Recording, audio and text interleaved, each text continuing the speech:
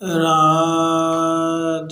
कृष्ण राधे कृष्ण।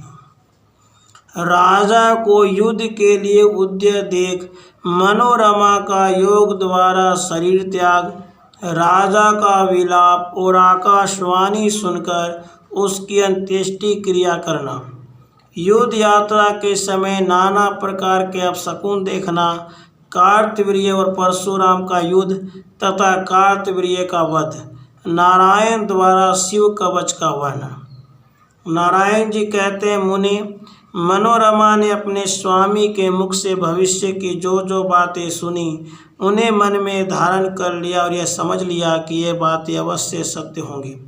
अतः उसने उसी क्षण अपने प्राणनाथ को अपने छाती से लगा लिया और पुत्रों, बांधवों तथा अपने भृत्यों को आगे करके वह भगवत चरणों का ध्यान करने लगे।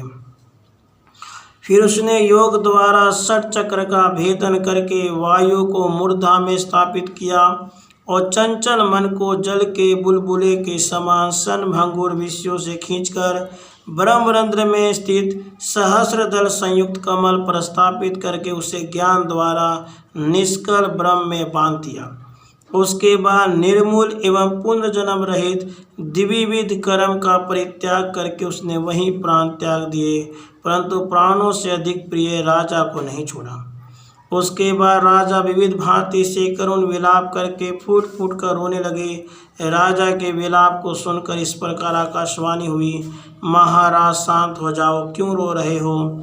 तुम तो दत्तात्रेय की कृपा से बड़े बड़े ज्ञानियों में श्रेष्ठ हो, अतः सारे संसार को जो रमणीय दिख रहा है जल के बबूले के समान सनभंगुर समझो। वह साध्वी मनोरमा तो लक्ष्मी के अंश से उत्पन्न हुई थी, अतः वह लक्ष्मी के वास स्थान को चली गई। अब तुम भी रणभूमि में युद्ध करके वैकुंठ में जाओ। आकाशवाणी के इस वचन को सुनकर नरेश ने शोक का परित्याग कर दिया। तत्पश्चात चंदन की लकड़ी से दिव्य चिता तैयार की और पुत्र द्वारा अग्नि संस्कार कराकर उसका दाह कराया।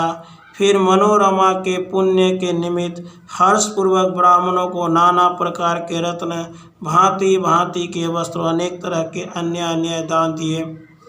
मुनि, इस अवसर पर कार्तवीर्य के आश्रम में सर्वत्र निरंतर यही शब्द होता था, दान दो और खाओ खाओ।